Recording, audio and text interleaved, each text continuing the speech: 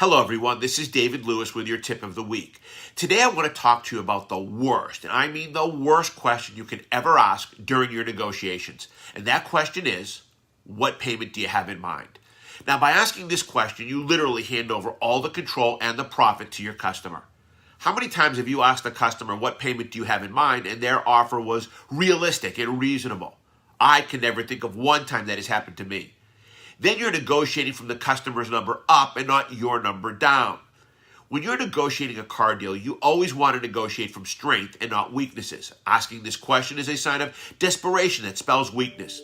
The main reasons that a negotiation goes astray is because the customer is not sold on the car, on you, or on the dealership.